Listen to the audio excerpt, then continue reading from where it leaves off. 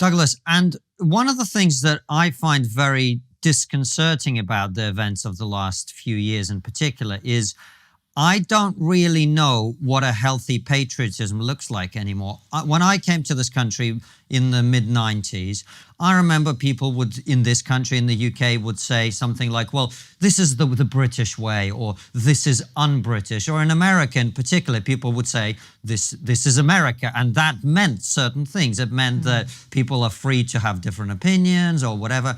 And also, if someone said something is un-American, we all universally knew what that meant. And yet now we're stuck in a position when Francis brought up the idea of patriotism itself, it was, even in the way that he described it, was inextricably linked to nationalism.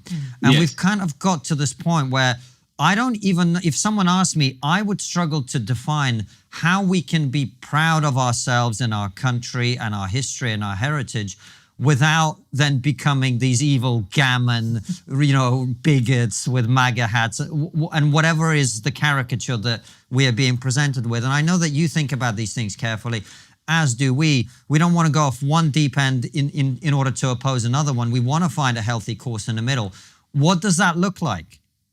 I think it's having pride in the things that you've done well, having pride in the things that are remarkable about your country.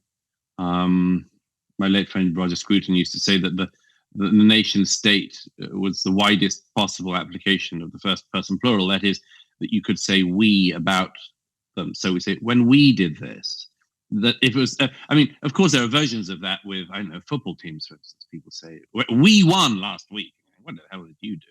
You stood on the terrace and you drank beer and you shouted at a guy a lot fitter than you to run.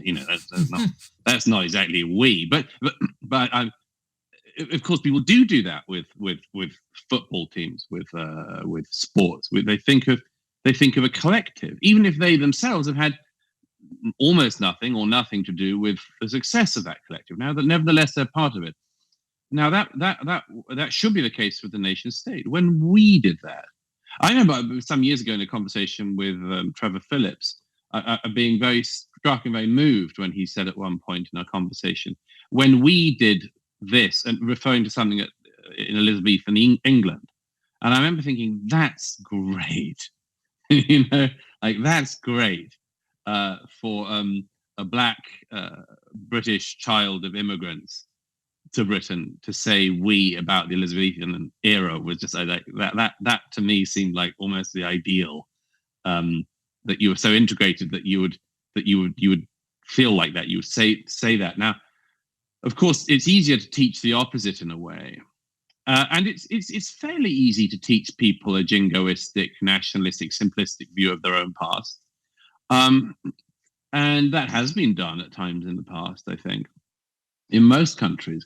The late Peter Ustinov used to joke about being, when he was a schoolboy, having a poster in his classroom, I think, of Jesus, sort of signaling to a map where, most of the world was coloured of the colour of the British Empire. He thought as a schoolboy, maybe Jesus wasn't necessarily entirely, involved in the creation of the British Empire, but he'd look into it. The point is that maybe there was a time when that was the case, but you're right that patriotism and nationalism, particularly in Britain, we worry about. We worry about one going into the other.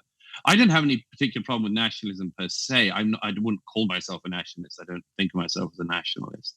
I'm slightly nervous about the term, and I've said this quite often. But the reason why we don't like nationalism, let's be frank about it, and I said this in Berlin a couple of years ago to significantly not much applause, but just like one of our gigs, Douglas. Right? Yeah. I said it was a discussion about nationalism. Let's be frank about this. It's not that we don't trust, I don't know, countries in the Far East to be able to be nationalist, or in the Middle East, or there's sort of forms of nationalism in South America or Africa. It's not that we don't trust that. Like nationalistic movements are kind of accepted around the world.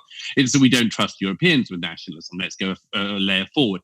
It's that we don't trust Germans with nationalism, for very good reason. So my belief is that basically the the justifiable fear of German nationalism spilt out into a European fear of nationalism in general in Europe, and then into a fear of nationalism across the West, which has now come to America as well.